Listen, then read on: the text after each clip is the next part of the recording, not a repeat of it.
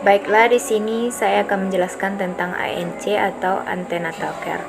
ANC adalah pemeriksaan kehamilan untuk mengoptimalkan kesehatan mental dan fisik ibu hamil, sehingga mampu menghadapi persalinan, kala nifas, persiapan pemberian ASI, dan kembalinya kesehatan reproduksi secara wajar. Standar pelayanan ANC itu timbang berat badan, ukur lingkar lengan atas, ukur tekanan darah, ukur tinggi fundus uteri, hitung denyut jantung janin, tentukan presentasi janin, imunisasi TT, beri tablet tambah darah.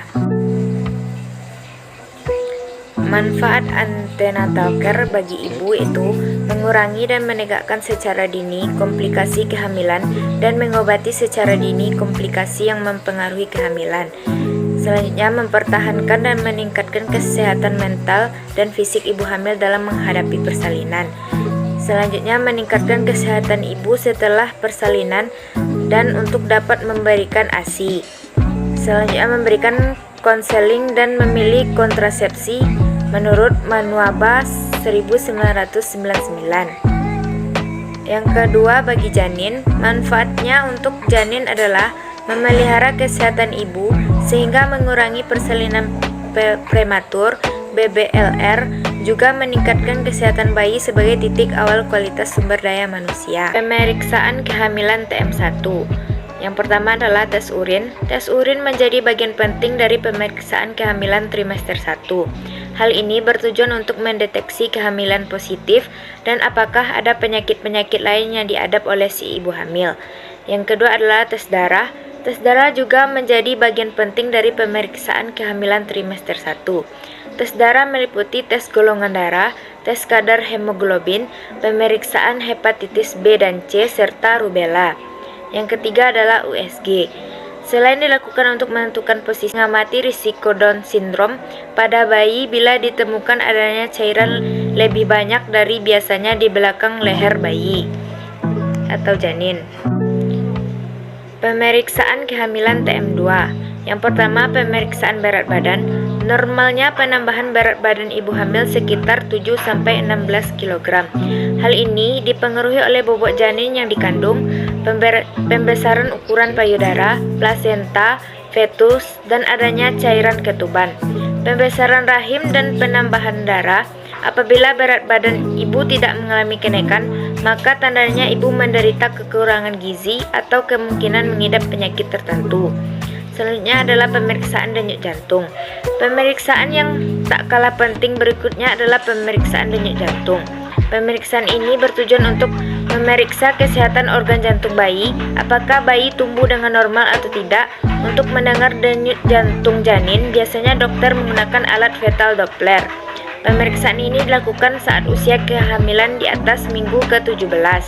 Pemeriksaan fundus uteri. Umumnya saat usia kehamilan mencapai 20 minggu, dokter akan melakukan pengukuran tinggi fundus uteri dengan menggunakan alat meteran. Pengukuran dilakukan mulai puncak rahim hingga ke tulang kemaluan.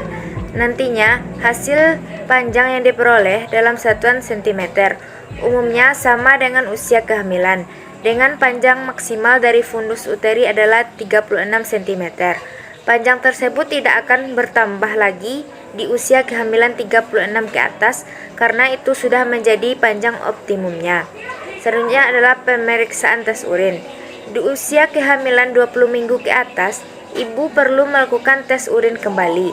Pemeriksaan urin bisa dijadikan cara untuk mendeteksi penyakit tertentu, semisalnya diabetes, ginjal, infeksi saluran kemih, hepatitis, dan kanker prostat. Jenis urin yang digunakan sebagai sampel adalah bisa dijadikan cara untuk mendeteksi penyakit tertentu, semisalnya diabetes, ginjal, infeksi saluran kemih, hepatitis, dan kanker prostat. Jenis urin yang digunakan sebagai sampel adalah urin pagi hari saat ibu belum mengonsumsi makanan atau minuman apapun. Pemeriksaan kehamilan TM3. Yang pertama adalah tes lab dan ultrasonografi. Dilakukan untuk wanita yang memiliki risiko kehamilan tinggi, memiliki masalah kesehatan, pernah mengalami masalah pada kehamilan sebelumnya, dan hamil lebih dari 40 minggu. Yang selanjutnya, memeriksa gerakan bayi. Perhatikan pada gerakan bayi. Jika bayi tiba-tiba tampak kurang bergerak, makanlah sedikit cemilan lalu berbaringlah selama beberapa menit. Penkes dan edukasi yang diberikan selama ibu hamil. Pendidikan kesehatan pada ibu hamil adalah suatu program terencana berupa edukasi pada ibu hamil untuk memberikan pengetahuan tentang perawatan kehamilan yang aman dan memuaskan. Yang terbaru dalam perawatan kesehatan menyatakan bahwa pasien dan keluarga harus siap memikul tanggung jawab untuk pengelolaan perawatan diri. Fokusnya adalah hasil baik berupa keberhasilan pasien dan keluarga dalam mempelajari pengetahuan dan keterampilan untuk perawatan diri. Bestable 2002. Berikut cara untuk melakukan penkes dan edukasi yang diberikan selama ibu hamil. Gunakan peralatan yang bersih dan simpan makanan di tempat yang bersih. Yang kedua, masak daging, ikan, dan telur sampai matang. Yang ketiga, cuci sayuran, segera masak sebentar saja dan langsung dimakan untuk mempertahankan gizinya. Selanjutnya, cuci buah dan sayuran mentah sebelum dimakan. Selanjutnya, cuci tangan dengan sabun sebelum menyiapkan makanan dan setelah ke toilet dan membersihkan kotoran bayi.